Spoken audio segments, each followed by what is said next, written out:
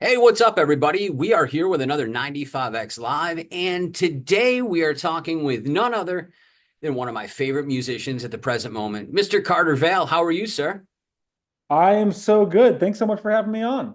Dude, I appreciate you taking the time to do this. I know you're a very, very busy guy, and you've got a lot going on. So let's just jump right in and splash with the new album, 100 Cowboys, which it's in my top five albums for the year already. I think it's going to grow into that number one position as time progresses. Um, Man, I can't even begin to express how you encompass everything I love about music all as one artist. And I don't know that that's happened previously in my life.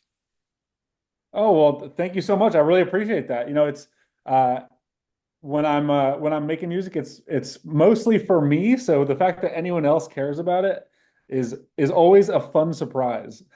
Well, for me, it's this. So I have this specialty show at 95X called The Fringe. And as specialty radio goes, right, like you get about 100 submissions a week. So it's daunting to get through all that new music. And me being, you know, appropriately Gen X and having like dealt with discovering music throughout my life, the process now has become like I give it about 15 seconds. And if it doesn't hit me, I try and find the hook. And if the hook doesn't get me, I move on. So Yeah. lo and behold, like it was a while back, I get this email from one of my favorite radio people with your initial single, Arizona, which got me at the first listen. Listen, when the first hand claps hit, my heart skipped a beat and I was like, I love this, right? Like, and I played it and played it and played it without really digging in to who you are or what else you had going on. And it wasn't until you dropped Nashville as the second single, and I went, man, this is another banger, right? Like this kid, I should probably dig in at this point because now I'm a fan. And Oh yeah. it was at that point that I discovered that you were also like this mega star on TikTok, which obviously, if the gray in my beard hasn't given it away, is not really for me. I Uh, think that's a good thing. That's generally a good thing. If you're not filled in on the TikTok stuff, that's a good sign for the rest of your life. well, I will say that it was the Dream Eaters that led me to the comedic side of Carter Vale because, like, as far as like comedy music acts go, I'm just gonna be honest, man. It's usually not my thing because I grew up in a time period of like Weird Al and parody songs where there wasn't a lot of imagination or like Sure. thought process when it came to comedic music. It was just kind of like rim shot after rim shot after rim shot of very sort of like unoriginal and fairly immature ways about it, right? Um, Sure. the thing that I love about your comedic presence is you have this stunning vocabulary to both sides of your music that I think is for somebody like me who speaks for a living is like this hook, right? Like not like a musical hook, but a way to be just like, okay, dude gets it. And I also love the fact that your all of your music, but your comedic stuff is there for everyone, right? Like there's not a specific point of view. It's not exclusionary and you Sure. you tackle some things that quite frankly I think other people would be afraid to like Kiss the Boys is a perfect example of like something that I think probably started in meme culture and ended with one of like the funniest things I've heard in 2024, Thank you. Yeah. right? So like but for me you are the ultimate juxtaposition, right? Because on one hand what you're best known for is Dirt Man, right? Like, and it is one of the most viral things of the year. But on the other, you are also this charming, stunning songwriter, producer that is churning out what, in my opinion, is some of the most underrated pop music in the entire industry. And I think your album 100 Cowboys speaks volumes to not only your songwriting capabilities, but your abilities to produce engaging, hook laden music that I think 2024 desperately needs. I really appreciate that. It's the kind of way I'm approaching all of it is like, the comedy stuff is definitely lighthearted and it's fun to make, but it's all kind of art, you know? It's all self-expression. A lot of the time when I'm making stuff, I'm not sure if it's going to be a funny song or a serious song until like I start actually writing the lyrics. A lot of the time the track is coming first. And then it's kind of like whatever's coming out that day just gets put down. And a lot of people don't like the funny stuff and a lot of people don't like the serious stuff. But I'm just trying to make stuff that's like, as I try to make things that are really fun for me to make. And when that's serious music, it's super cathartic. And when it's funny music, I'm just trying to make myself laugh. Um, yeah, it's a fun process. I'm just so glad that anyone gives a crap about it because that makes making it a lot more fun. So I want to get into like influences, but because you exist on so many planes, right? Like it's sort of like an A B. So like when I say influences, I mean I hear certain influences in your music that may not be your influences, but may have Sure. influenced your influences. So for Yeah, me, absolutely. the thing that I go back to and the album that I'm still obsessed with all these years later is Pet Sounds.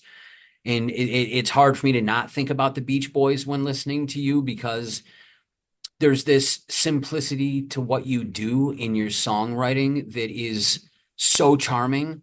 And you allow that producer brain of yours to do the more complex things, the laying of the hook and these repetitive things that you just seem to have this inherent skill of being able to put into the songs.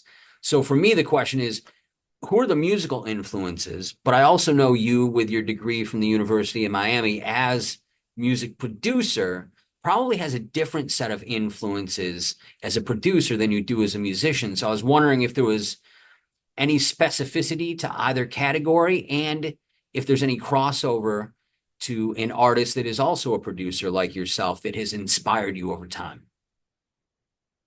I think, I mean, first off, the pet sounds comparison is that's one of the most kind compliments I've ever received. I've never been compared to I've never been put in the same world as the Beach Boys, but that is so kind of you. Um, Influences, I mean, I love the National. I love Desner's production style. I loved you know, the Alabama Shakes record that Sean Everett, I believe, mixed and produced a lot of. Um, I think my main influences are coming from like the people around me. Like my co-producer Noah Tauscher, he's got a ton of he's dancing in the corner now. He's got a ton of you know the symbiosis of like having another person in the room that also has dramatically different influences than you. Like the music he listens to, I do not listen to. But him bringing his whole biases and all what he thinks is good music into what I do, and that like combination was a really exciting process for me. Because left to my own devices, I'll keep on making the same musical choices. Uh, which can be cool. It's fun to just lean into what you do alone. But for this record, it was great to have the input from someone else that's thinks so differently than me about music. Um, Aside from that, like producers that I super enjoy, like Blake Mills, I think is unbelievably talented.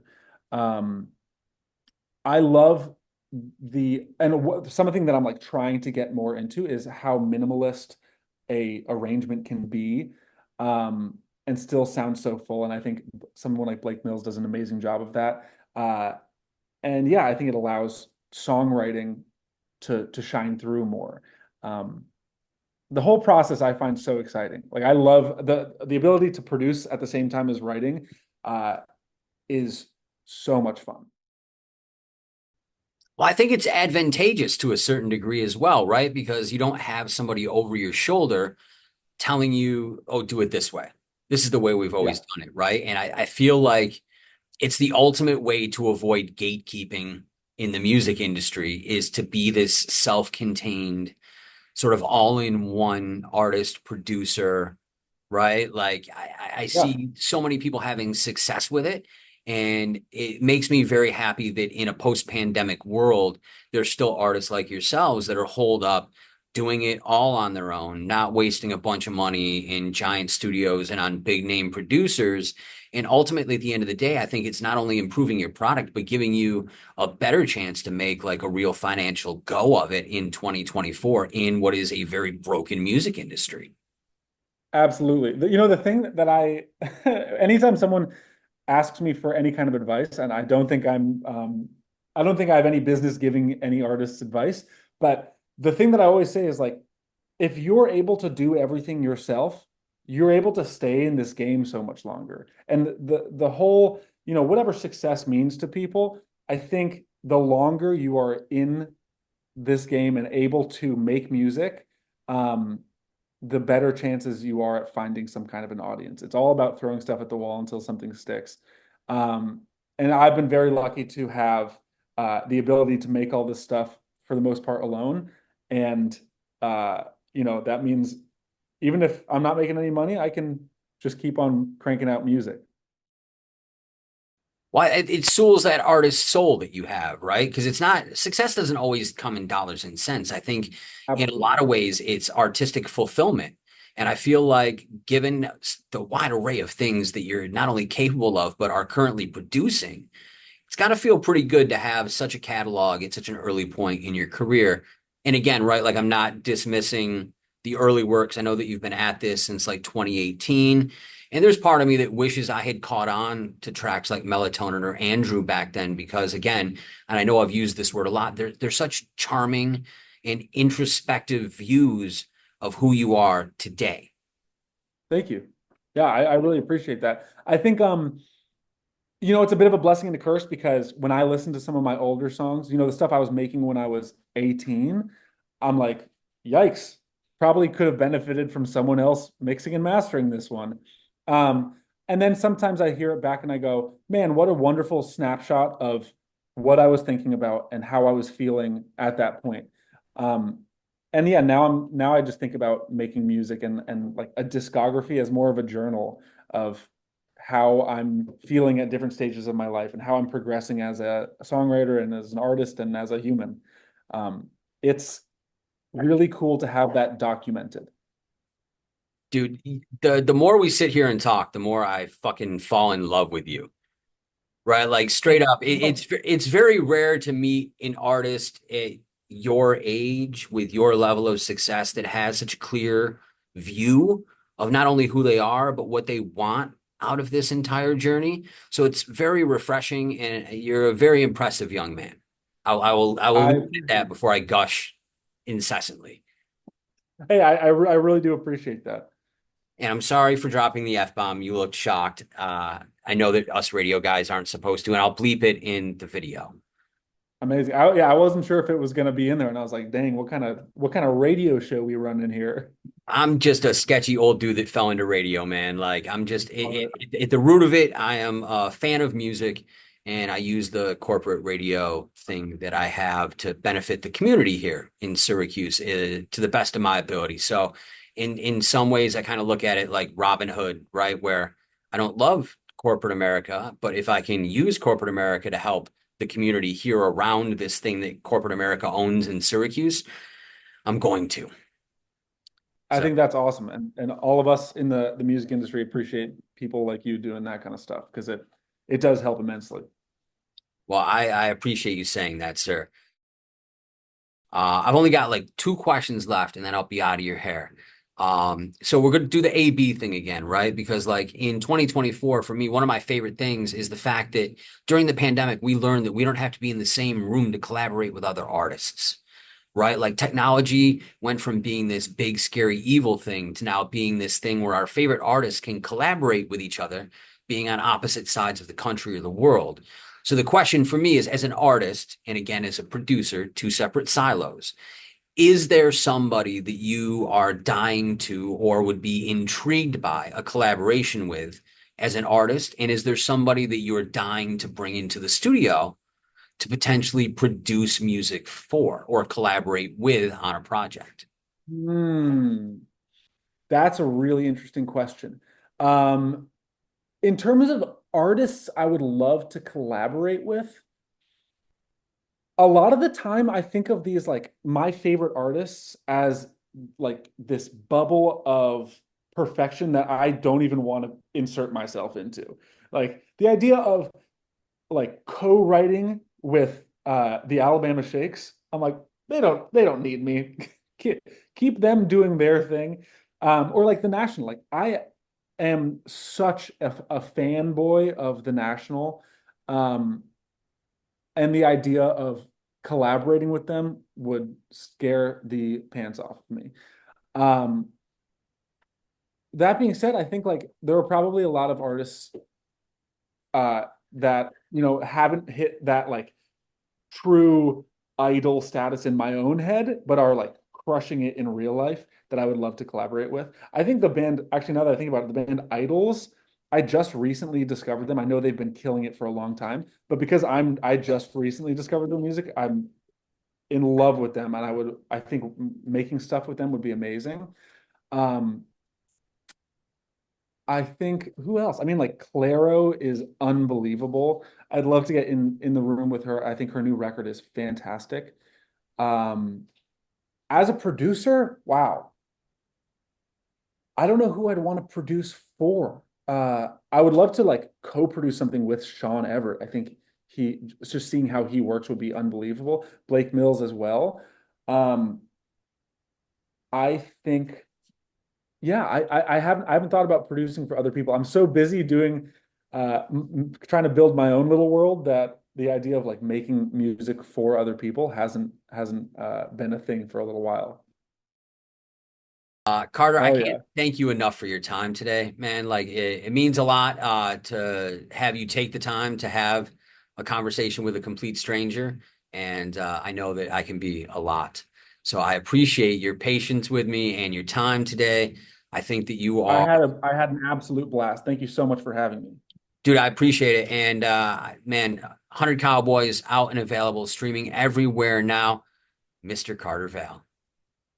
Thanks so much for having me.